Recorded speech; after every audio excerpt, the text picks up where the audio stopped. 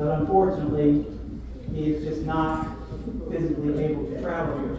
So we're trying to record all this. Hopefully tomorrow night in the induction dinner, Neil's going to be able to live stream that so Jerry can watch it as part of it. So Jerry, we certainly wish you were here with us.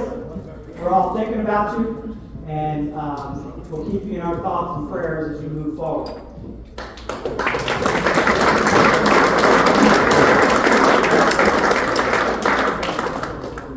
To everybody that's here tonight, thank you so much for coming out and be a part of this. I know it's very special to the 14 of us who were a part of that 1974 team. But I think really what this shows is that it was more than the 14 of us. It was many other people helping us accomplish something special. And all of you are here tonight played some type of role in that, and either at that time or continue to be a big part of our life, and we certainly appreciate that. So on behalf of 1974 team, thank you all for being here with us tonight.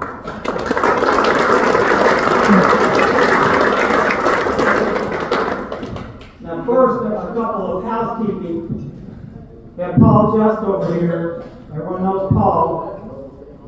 First of all, a thanks to Paul for all of his work for this event that now is in its 33rd year of Hall of Fame, individual and now teams.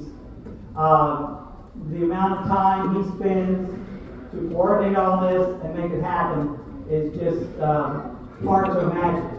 I guess I knew it was a lot, but having worked with him to prepare all this over the last 6 months, I had no idea how much time he spends doing all this. So Paul, thank you very much.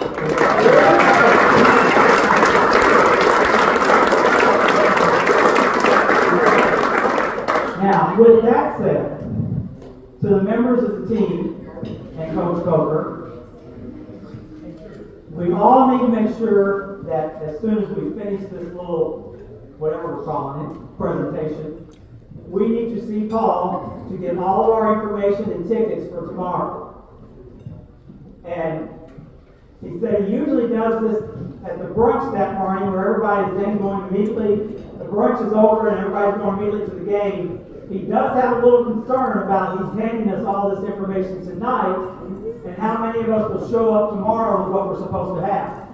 So we need to make sure, after all the work he has done, that we get home with our packets tonight and get back with them tomorrow. Okay? So when we wrap this up, we need to make sure we see Paul. Okay? Another person that I want to thank is my wife Katie. She's been on the W Club board for many years, and I think Paul will attest to this, has certainly been a real advocate for the 1974 team and making this happen.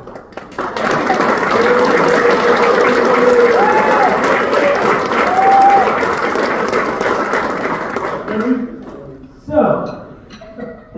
we've got a couple of quick presentations, and then we're going to try to reenact a couple of pictures. One of the things that Paul did for us is when Ditto Arena was completely renovated in 2002, they had to clear out that big front trophy case. And a lot of the trophies have been damaged from all the years of that sunlight coming through the front of Ditto Arena. The 74 trophy in particular had pretty much just faded out. And as I understand it, a lot of them that had faded out were just discarded. But fortunately for us, Paul grabbed that trophy, and since 2002, it's been in his office. And he wanted to make sure tonight that we had that trophy. And he wanted to make sure that it resembled what we were handed about 50 years ago right now. I don't think he'll mind me telling you this. He said the first thing he did, he called the NCAA to see if he could get another one. And the they kind of laughed at him and said, that was 50 years ago, that company no longer even exists, and we have moved on to a different type of trophy. So he then found an individual, help me call, named Jared Murphy. Some of you may know Jared. Jared is a woodworker. Paul handed it over to Jared, and as you can see up there, it looks almost exactly like it did 50 years ago. So our thanks to Jared.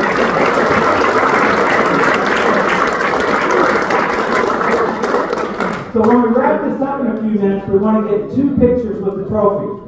We want a picture with all of the members of the 1974 team. And then we want to get a picture, recreate the picture that was taken that day. Now obviously, we don't have Coach Bean with us. We don't have Chris Ritter. But we want to line up, just like we were 50 years ago, and reenact this picture as well. So we're going to have a total team picture, and then a picture of the individuals who are in this one as well. So we'll do that when we wrap this up. Now, I have one presentation to make here real quick.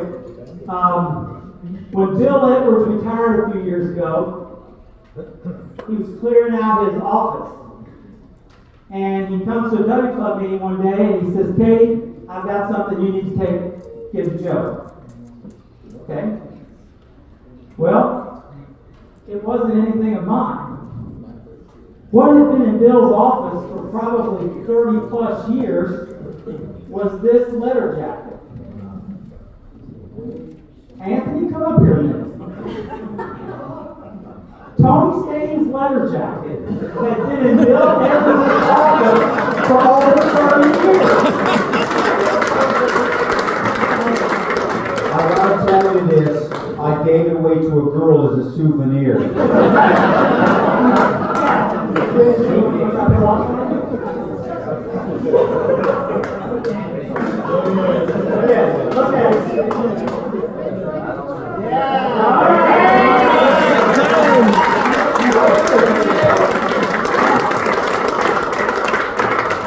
at it. I have it from a pretty good source. That no, this is okay. This is really policy, so you gotta get through it. Okay. I've been told that if the team, all the team members, show up at the track office tomorrow, Tony and the rest of us might find something that fits us a little better now for us to wear out onto the field at halftime tomorrow. So everyone make sure you get out of the office.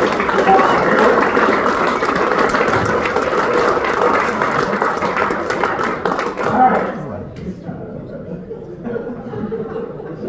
You look good, Tony. You look good. It's hot. All right. At this time, I want to ask Dave Jaggers to come up. My roomie for 4 years in Coleman Hall.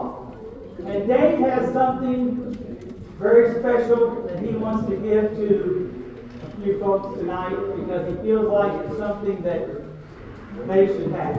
Dave? Thank you, Joe. Thank you. I had the honor of running track here at Western many years ago, not down ago.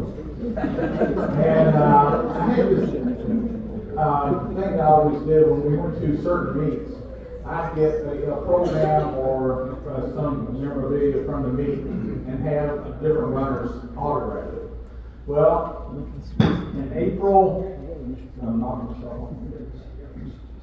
1975, we had 4 gentlemen who not only broke the great relays record, but they also set a British national record in the 4x1 mile.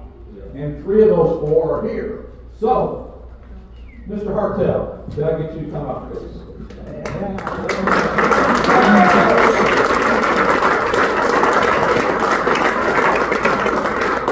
So, in 1975, Swag ran the lead-off leg of a 4x1 mile relay, and he ran a 4:07.5.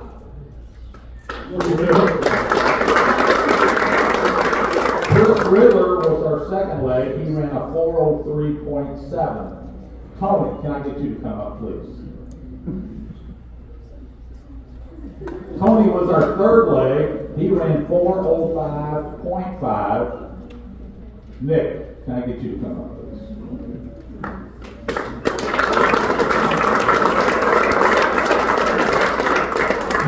Nick finished up this great group, and he ran a 4:07.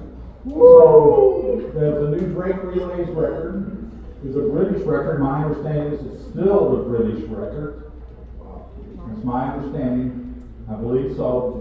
Their time was 16 minutes, 17.4 seconds. That is amazing. That was 50 years ago.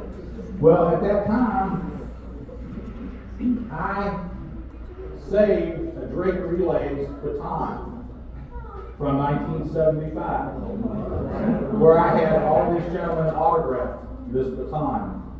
So we got Tony's, Swag's, Chris's, and Nick's autograph on this baton.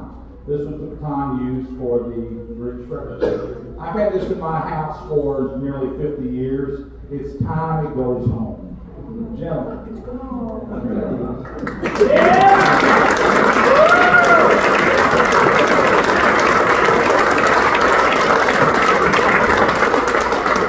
One quick question I've always had, maybe y'all can address this for me. How did this come about? Did you all get with Wiener and say, look, we got 4 guys here, we got a chance of getting a British national record? How did that come about?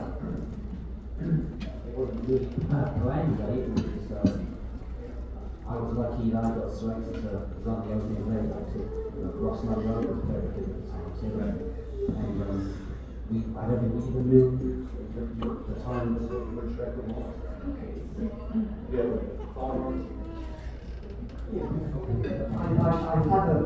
I've got a vivid memory of Swedish, but I think we flew out to Chicago and then drove, did we? Or... No, we drove to Chicago and flew to Okay.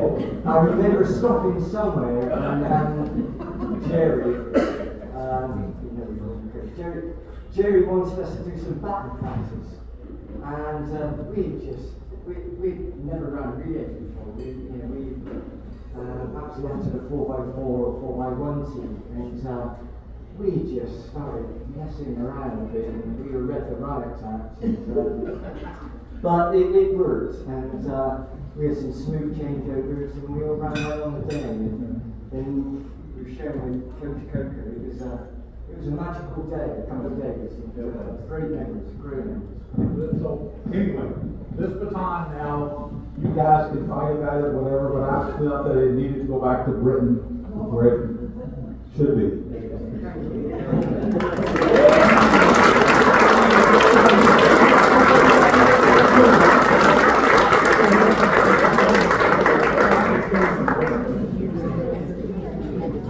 All right, where's Ross? Here's Ross. Ross Monroe wants to come up to share something with us, and some people are going to have to put on their thinking caps, I believe, for part of this presentation. Ross? Thank you, Joe. I'm Ross Monroe. I say this every time I'm here. It is always a joy and always a pleasure to come back to Bowling Green. It meant so much to us. We thank Western Kentucky University for so many things that were given to us.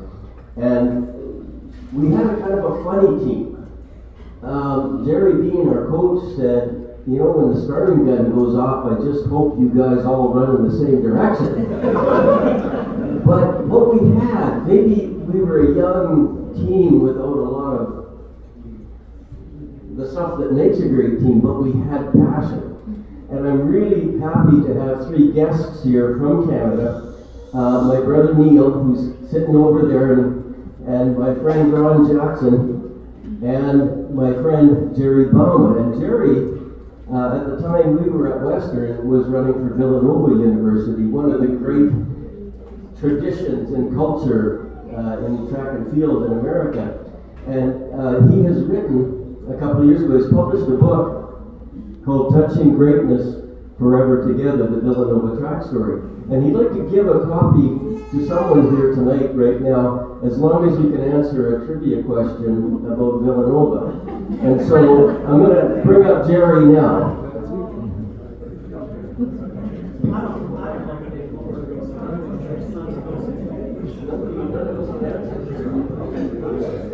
Well, thank you, Ross. Ross and I met as 17-year-olds when we were both still in high school, and we've been friends ever since. And I had the good fortune of having an offer to go to Villanova, and a short while later, Ross ended up here in Western Kentucky. And it was a great experience, as Ross has outlined, and what tonight is all about team and relationships and culture and coming together and celebrating greatness. And every one of us here has touched greatness, and I wanted to capture that in this book, which came out a couple of years ago, and I could say that we had a great cross-country tradition as well. Won the NCs in, I think, 67 and 68, and then in 1970. And then we watched with amazement and great admiration as that tradition moved west, first to a most obscure place called East Tennessee. And we watched Neil Cusack and Eddie Laddie and the voice of Leitrim and Limerick tear up the grass on the golf courses. And then, lo and behold, this amazing phenomenon came out of the UK. It wasn't Led Zeppelin, it was the Western Kentucky cross-country team. And we were watching with amazement. We saw Nick and Tony and Ross and Dave, and we were so impressed with the grit. And it all comes down, and I've touched on this in talking about team, about the special culture. At Villanova, we had that Irish, I call it the Cork Dublin accents. East Tennessee had that